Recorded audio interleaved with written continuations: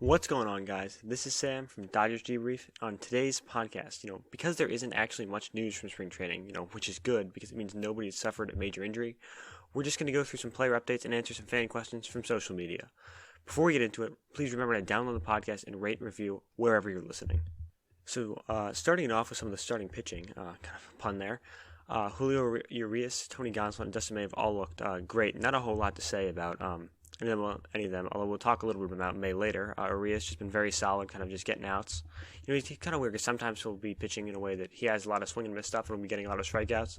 Sometimes just soft contact. I personally, it's more fun to watch him strike guys out, but it doesn't matter to me as long as he's getting outs, looking great, which he has been for the majority of this spring. Similarly, Tony Godson will sometimes have a similar thing as he did last season, but he's looked really good in spring training, pretty much dominating. In his last outing, his fastball got hit a little bit, but his split change looked, fantastic as it has all spring, and I think he's really solidifying, hopefully, in my opinion, as the fifth starter on the team.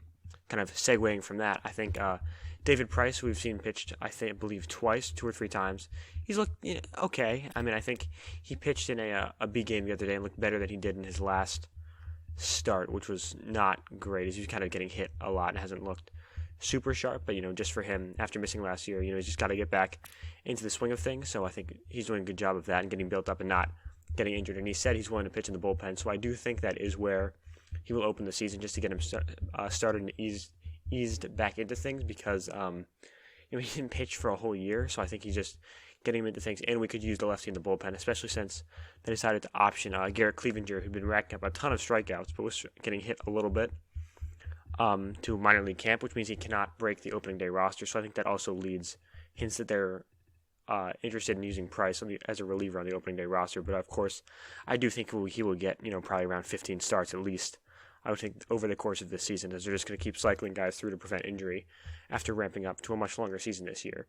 Another reason for putting Price in the bullpen is he's a better option there for the second lefty than Scott Alexander, in my opinion. He's just going to be more consistent. I think he's just a better pitcher. So going into kind of the 3 guys who are solidified in that rotation, Clayton Kershaw, he looked okay this spring. He got hit around a lot in his last major league start, and then he pitched in a B game versus the Brewers as well, and he looked much better. Robert said his fastball life was better and his command was a little better. So that's good to see. He kind of, if his fastball command is kind of locating, that'll tell you if he's going to be good or great, I think. But that's not really anything to worry about for me for Kershaw. It's just getting him healthy. We know he's going to be. Even if he can't replicate what he did last season, that kind of little resurgence there with the velocities, he hasn't been hitting 91, 92 as much as he was last year at this time of year. He'll still be really, really good and a really, really valuable pitcher and guy to have on the team.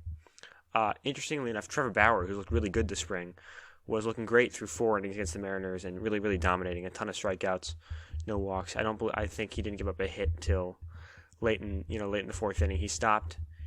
There's no way to say he got shelled in the 5th inning, giving up 3 home runs to the Mariners and kind of a few doubles and just getting kind of smacked around. He says it's because he stopped kind of trying to really focus on sequencing his pitches and just trying to get up with a pitch count. That was evident to me. I think personally from watching, it was more of a lack of command, and he was just trying to get fastballs for strikes and, not super worried about the results. But I think that the fact that he's not concerned about it means I'm not concerned about it. Basically, I think he knows, obviously, himself and pitching better than I do in the fans. So I think I'm more inclined to take away from what I saw from the first 4 innings where he was absolutely dominant. And I think also it's of note that his curveball wasn't really where it's been this spring at all in that last start. I think that's also why he got hit a lot more after seeing batters more, because he wasn't getting him swing and miss at his fastball because they already seen it. That'll happen to guys, not to that extreme a level, and I think that wouldn't have happened if he were pitching competitively in a regular season game to Bauer. But that will happen if you don't have your secondary pitch that great and you're seeing guys, second, third time through the order. You'll get hit a lot more. But again, as he said, it doesn't really matter because he got his pitch count up to where he wanted it. He said he's happy with it. The team's happy with it. All good, in my opinion, from there. Although it was a little funny to watch him get shelled. Even he was kind of laughing about it on the mound. So nothing to worry about there. Kind of similarly, Walker Buehler yesterday got absolutely. There's no word to describe how poorly he pitched, and he got absolutely smacked around by the Brewers yesterday. But I believe he gave up. I didn't watch the game, but I believe he gave up 9 runs in almost 5 innings. So yeah, he was real bad. But I think this happens to Buehler sometimes, where his fastball isn't super sharp, and he does give up a lot of home runs and gets hit. We saw it occasionally in 2019, where he'd have a pretty bad outing. He's just not really getting guys out. He'd give up a lot of hard contact, and he'll absolutely dominate his next start, kind of similarly to how he dominated his last start versus the White Sox. This spring, I'm not really worried about it because, again, he got himself to 83 pitches, and he personally said he didn't think this would be a problem. He wasn't really worried about it. And I think that's especially the case with Walker Buehler because he always starts really slow. So for him to have a bad spring training where, again, you're not even pitching as you would be in regular season games. You're just kind of experimenting. This isn't really an issue, and it's kind of just trying to build up his pitch count at this point. I trust that he's a good enough pitcher that this really is not going to be a problem for him. And it's just, although I do think, consistency will be something to look for from this season. I know he's going to be good, but the question is how much and how consistent can he be with that? Because if he's consistent with it, he can easily be a Cy Young contender and maybe even win that award. It's also of note, I think, that his strikeout to walk ratio is really good. He's not striking out a ton of batters. I think he's probably around a 9 K per 9, which is, fine, but you expect a little better from Walker Buehler. But his walks have been extremely low. I think he's only walked one batter in all in his total outings this spring, which is really fantastic to see after what we saw in a lot of the postseason with him, as his blisters were making him miss with his fastball and maybe walking like 5 guys in 5 innings. It was a disaster. But I think this is really good to see because it especially shows to me that those blisters are not back and aren't affecting his command at all, which is really important because that was really the only thing holding him back last season. So I'm expecting big things from Walker Buehler, as I think we all are and should be. So moving on a little bit to the bullpen, we'll start with the back end. Kenley Jansen, Blake Trinan, and Victor Gonzalez have all looked, phenomenal. And our locks for the back end of the bullpen coming out of the spring training. Jansen is hitting 92 to 93 consistently, striking out a ton of batters and not walking. I don't believe he's walked a single guy this spring training, which is good because his command was career low. The only thing that was really a career low from last year was the walks. Career low as in they were bad. I guess a career high in walk rate. He gave up a home run the other day when he was pitching on much shorter rest than he'd been used to, getting ramped up for that, but it wasn't like a blasted home run we would see sometimes off him in 2018, 2019. The wind kind of just carried it out. It was a fly ball. It's kind of, it happens. He didn't throw a great pitch. He got beat. It's okay. I think that's especially good that he's pitched 3 times in 5 days, which he didn't pitch the 3rd time in a major league game. He pitched in the B game, but just getting him ramped up to kind of the most we'll need to use him in the regular season is really important at this stage, and I'm really encouraged by what you've seen. If you know me, anything about me, I'm a big Jansen guy, and I think this isn't necessarily even just bias coming from me. I think he's really looked great on the field, and there's no reason to expect that he won't be. If not, 2016, 2017 Jansen, he's not going to be 2018, 2019 Jansen. I think he's going to be a lot closer to his physical prime. Kind of on a similar note, Corey Knebel finally looked really good in his last outing. Obviously, we acquired him from the Brewers over the offseason after he'd come back from Tommy John surgery, and before he got hurt, he was one of the best relievers in baseball. He hadn't really showed that a ton in his outings with us, which, it's fine. It's spring training, just getting ramped up, but I hadn't been super impressed with what I'd seen both command-wise and, stuff-wise, like inducing swing and miss. Sometimes he'd throw a good curveball, get a swing and miss, but he really didn't look anything like his last self. But he did, the other day, there was an error, then he walked a guy, then he struck out 3 in a row and looked, dominant and unhittable. And he was hitting 96 consistently with his fastball, which is really good to see at this point in the spring coming back from injury. So that's really encouraging, and hopefully if he can keep that up, he can be a major setup guy for Jansen, or maybe even step in to get some saves if that is necessary, which I hope it is not. Another former Brewer has been, under the radar, incredible in camp. Jimmy Nelson, who we signed before last year and then renewed the contract for this year. He was hurt last year, didn't pitch. That's kind of been his deal. When he's been healthy, he's been very good. He's never been healthy. He has looked great and healthy this spring. He hasn't given up a run yet, and he's striking out a lot of guys, not a ton of walks. He should definitely, in my opinion, be on the opening day roster, but it's a little unclear to me what his role will be. I think I would make him a multi-inning reliever, but also not be afraid at all to use him in really big spots if you need a setup guy. I think he's really proven that he's good enough right now to pitch in those important spots when the game is on the line, and his stuff is there. So I think he's going to be a major component of the bullpen this season right out of the gate, and probably get some starts for the team as well during the season. Another guy who might find himself in that kind of multi-inning guy role is Dennis Santana, who has looked really, really good and just absolutely disgusting, with much better command than he usually has and tons of strikeouts. He had a bad outing maybe about a week ago, but he looked good in his 2 outings since, so I think that was definitely an aberration, which is really nice to see because he's kind of, a guy who's been around for a while. He came up in 18, got hurt, was back in 19 a little bit, wasn't great last year, but he showed flashes of what he's showing right now.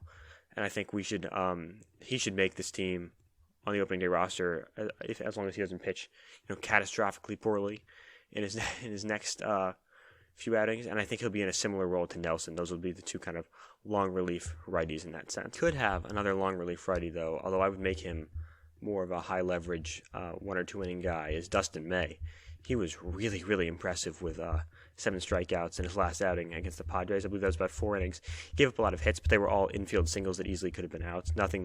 Only 1 or 2 balls that were actually hit hard against him. Against the Padres there, which is a good lineup, was almost all their starters were playing. His breaking ball, I think it's a curveball. Some people call it a slider. It looks like a curve to me. And his four-seamer, his four-seam fastball, were located really, really well to pick up strikeouts in a way that we haven't really seen him ever do before. He was throwing it, sequencing his pitches incredibly well. I would recommend, if you haven't seen it, you go back and watch that outing from, I believe it was Saturday or Sunday. If you just look up, May versus Padres was kind of all over the internet. He was awesome.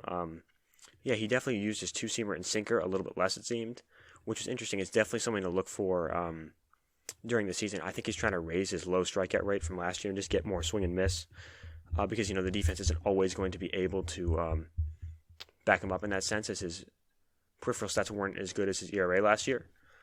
If he can command that curveball and four-seamer like he did in this last outing, though, he is going to be absolutely unhittable and could really have a breakout season, whether it's in the bullpen or in the rotation. Although I don't think he'll be in the rotation out of camp, I do think he will get anywhere from 10 to 17 starts, I think, depending on injuries and how much they want to rest guys. Now it is time to talk hitting, and you can't talk hitting on the Dodgers without talking Corey Seager. Absolutely blazing hot. He's just blasting home runs left and right. Leads the Cactus League with, I want to say 7. He hit one the other day against the Giants that was absolutely tattooed. He could win MVP this season and not at all surprise me. I think it's going to be really hard, unfortunately, for the Dodgers to extend him because of this, because all he's going to do is raise his stock this season. And his agent, Scott Boras, already likes to let his clients hit the free agent market and get as much money as they can, which is, respectable. I would probably do the same thing if I were Seager.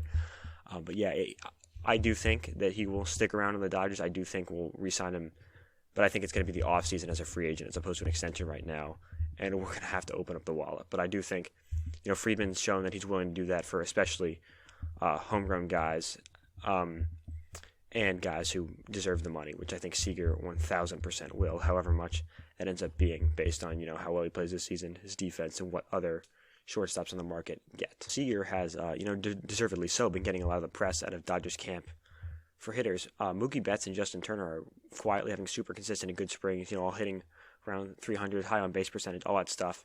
We've seen a little bit of power coming from Justin Turner in the past few games, which is good to see. Obviously, he's kind of notorious for not having a ton of power through the first month and a half of the season. I believe he has in his career only 4 or 5 home runs in April ever. But I think, regardless of that, both those guys are healthy. They've been consistent as they usually are. Kind of very good to see.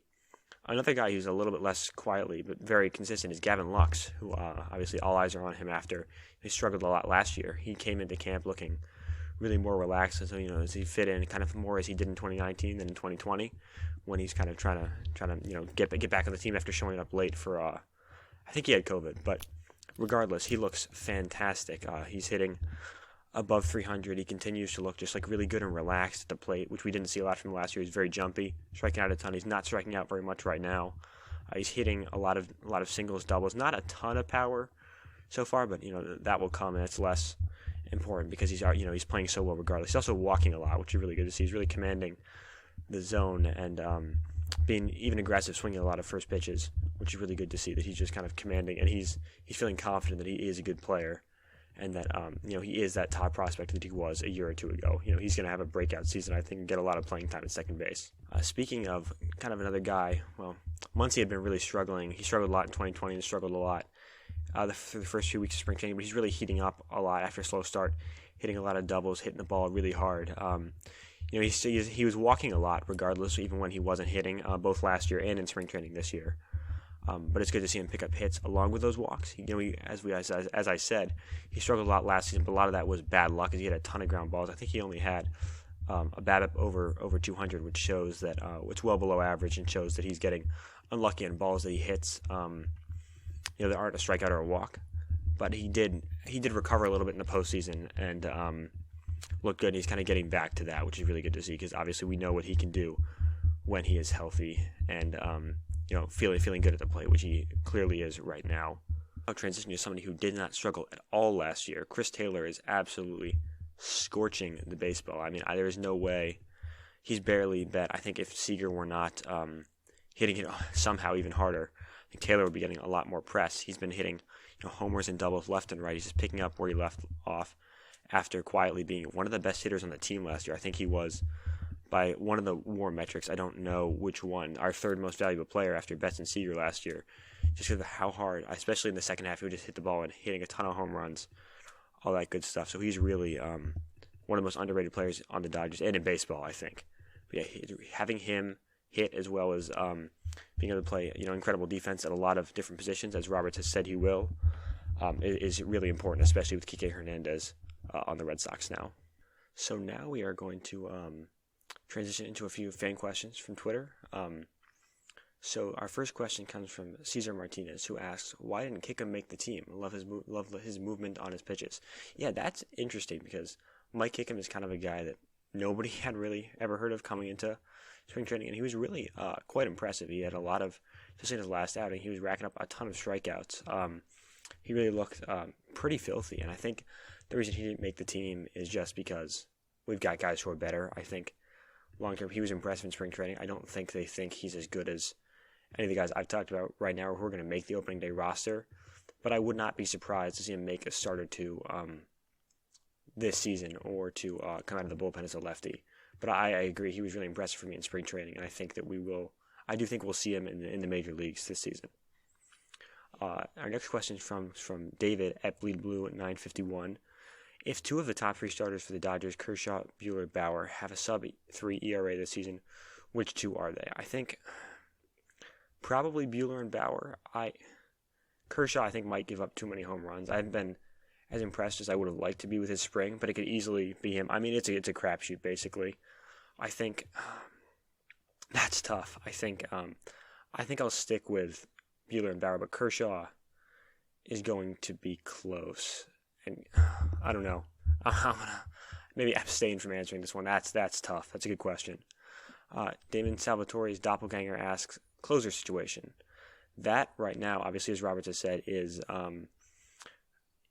Kenley Jansen. I mean, he's looked great in spring training, and I think there's no reason to think that he won't have a good regular season. I think if he does falter, I think it'll take a little bit for him to actually get, quote-unquote, demoted from the closer. If it were up to me, I wouldn't have a closer. I would just cycle in good guys based on matchups, but baseball is not there yet. So I think it's Jansen with probably Trinan being the next guy in line. Hannah wants you to wear your masks, asks, if you could make your opening day lineup and pitching selections for the weekend, to open the weekend, who would it be and why? Well, Kershaw is probably pitching. Well, Kershaw, Buehler, and Bauer is the order I would go in for the first three games, but it doesn't really matter lineup-wise. Let's say opening day, I would go Barnes catching Kershaw because they have a good relationship, but Smith obviously is a better hitter and better overall all-around catcher. I would have, I guess we're assuming probably we're facing a righty, but it doesn't really matter. I would have, Muncy at first, Lux at second, Seager at short, Turner at third, Betts in right, Bellinger in center, and I would have Taylor over Pollock in left. I think he's just been more impressive. I think he's earned the starting time there, but that might be a toss-up in that sense. But I think that's, luckily with the Dodgers, that's pretty easy to figure out. We've got such a good team. I mean, that's almost an all-star team right there, and I think sometimes we forget how fortunate we are in that sense. But that's a good question. So Joe Holt, big friend of the podcast, appreciate that, asks, between Lux, Pollock, and CT3, who should get more playing time at second and left field?